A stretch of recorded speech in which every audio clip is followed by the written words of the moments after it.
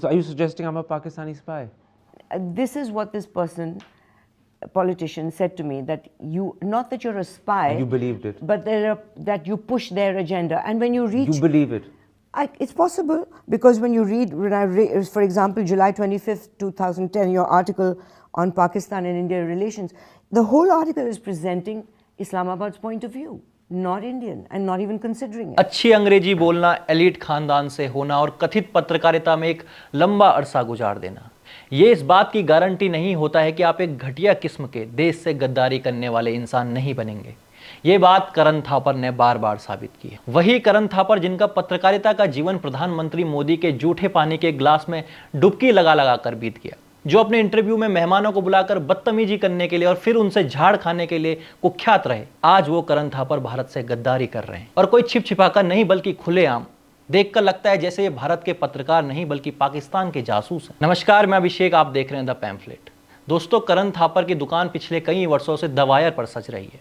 वही वायर जो fake news फैलाने के लिए मशहूर है। मशहूरियत की ऐसी एक कड़ी में करण थापर ने सत्यपाल मलिक का एक इंटरव्यू लिया। सत्यपाल मलिक ने हमेशा की तरह अपनी धूर्तता का परिचय देते हुए कहीं झूठ बोले, और उसके बाद ये इंटरव्यू पाकिस्तान में वायरल हुआ। पाकिस्तान की सेना और सरकार ने इसे अपने एजेंडा को चलाने के लिए इस्तेमाल किया, और पाकिस्तान के सदन में करण थापर का नाम गूंजने लगा। Governor of Indian occupied Jammu and Kashmir, जिनका गालिबन नाम है सत्यपाल मलिक, उसने कहा है कि ये तो बड़ा सिक्योर्ड इलाका है, यहां तो फौज होनी चाहिए थी, पुलिस होनी चाहिए थी, एक एहलकार नहीं था।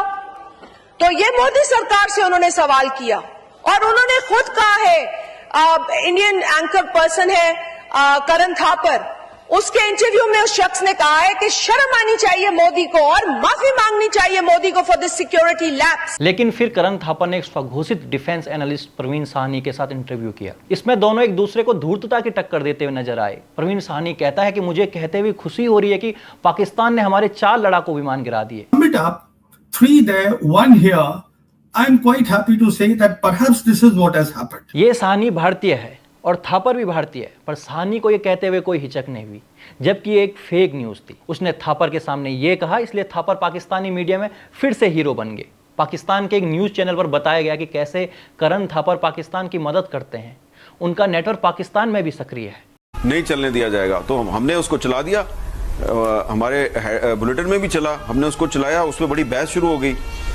तो उसके बाद फिर उनको थ्रेट किया गया। फिर जब ये वाकया हुआ, जब ये जहाज गिरने का वाकया हुआ, तो उस वक्त जब हम ये कह रहे थे कि जी उनके पहले एक जहाज गिरा, फिर 2, फिर 3, तो इंडियन मीडिया जो है वो कह रहा था ये झूठ बोल रहे हैं। फिर शहजाद इकबाल साहब ने कहा कि नहीं, अब तो 5 हो गए हैं। तो जब इन्होंने कहा 5 हो गए हैं, तो उसको जब हमने हाईलाइट किया, तो उस पर उन्होंने, करण थापर साहब ने, बहुत से पाकिस्तान में उनके कॉन्टैक्ट्स हैं, तो उनको कॉल करके वो पूछना शुरू किया कि एविडेंस क्या है। तो जो एविडेंस थी वो हमने कहा भी एविडेंस तो जो है वो आपकी साइड पे मलबा गिरा है, एविडेंस तो आपके पास है। उनके रिपोर्टर ने वो जो मलबा था वो उसको फिर शो किया। तो एक तो ये वजह है उन पर पाबंदी लगने की। दूसरी वजह जो है वो एक सोचिए, भारत के विपक्ष के इकोसिस्टम का एक प्रमुख चेहरा अपने देश के खिलाफ मिस इन्फॉर्मेशन फैलाने के लिए पाकिस्तान के हाथों में खेल रहा है। ये पत्रकारिता नहीं, देशद्रोह है। शायद यही कारण है कि करण थापर पर एक राजनेता ने पाकिस्तान का जासूस होने का आरोप लगाया। आप ये वीडियो देखिए। Just get right to it. A politician who should really know what he's talking about and was in a position to know since he was in charge of that ministry said to me once that you have handlers in Pakistan, and when one reads your articles related to Pakistan. What's a handler? Handler is somebody who's telling you what to do, what to write. Obviously, you know what a handler is. Don't play innocent on me. When Mumbai siege was going on, there were handlers. I thought handlers were what spies had to tell them what to do. So are you suggesting I'm a Pakistani spy? This is what this person, a politician, said to me that. दोस्तों, क्या अभिजात्य वर्ग से होना और अलग accent में अंग्रेजी बोलने से आपको गद्दारी करने का लाइसेंस मिल जाता है? करण थापर के पिता साल 1962 के दौरान भारतीय सेना के प्रमुख थे, पर देश की हार के बावजूद उन्हें राजदूत के रूप में नियुक्ति से पुरस्कृत किया गया। There are comments by Air Force pilots that we were pulled out from the seat of a fighter aircraft before we were ready to go because this was overruled. And one of the reasons was that General Thapar, who I believe is also one of the culprits of the conflict, Karan Thapar's father. इसी थापर की बुआ रोमिला थापर हैं, जो भारतीय इतिहास का गला घोटने के लिए जानी जाती हैं। अब पाकिस्तान के पंजाब के एक पूर्व गवर्नर नजम सेठी करण थापर के शो पर आते हैं और अपना प्रोपेगेंडा परोसकर चले जाते हैं, लेकिन मजाल है कि करण थापर उसे रोके या कोई सवाल पूछे।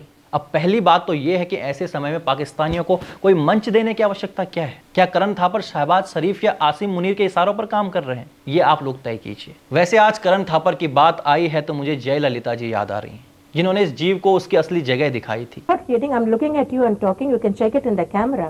I'm looking at you and speaking. I want to say I'm not reading. I want to put out a concern to you. People said You have notes before you. Shall I say you're reading? I have questions in front of me. All right, I have notes in front of me. Nothing forbids me from having notes. Chief Minister, I am not reading. you- I'm looking at you straight in the eye. I look everyone straight in the eye. A pleasure talking to you on Hard Talking. I must say it wasn't a pleasure talking to you. Namaste. I'm sorry that you say that, but so that is it.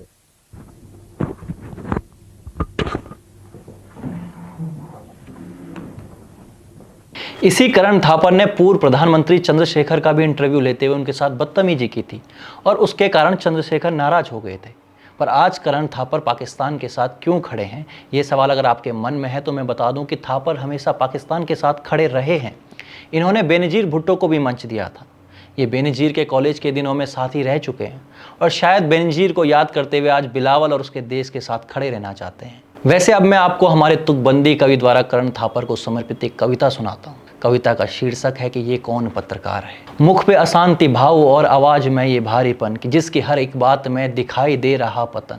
असत्य ले जुबान पर, असत्य ले जुबान पर जो थिर के वाम गान पर कि भ्रष्ट को बचाने का ये जिसके कांधे भार है। ये कौन पत्रकार है, ये कौन पत्रकार है शस्त्र शत्रु देश का जो राष्ट्र के विरुद्ध है, जो त्रस्त अपने लोभ से विचार से अशुद्ध है।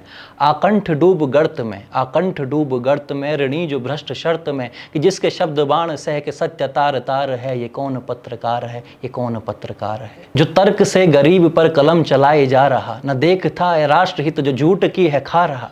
जिसे न गर्व देश पर, जिसे न गर्व देश पर जो हंस रहा है क्लेश पर। चढ़ा है जिसकी लेखनी से झूठ का बाजार है। ये कौन पत्रकार है, ये कौन पत्रकार है पाक का दलाल जो, है पाक का दलाल जो गले मिले जो पाप के। असत्य का व्यापारी जो कहे जो सत्य नाप के। जो अपना धर्म भूल कर, जो अपना धर्म भूल कर रहे जो कर्म भूल कर कि जिसके आचरण को देख राष्ट्र शर्मसार है। ये कौन पत्रकार है, ये कौन पत्रकार है। धन्यवाद।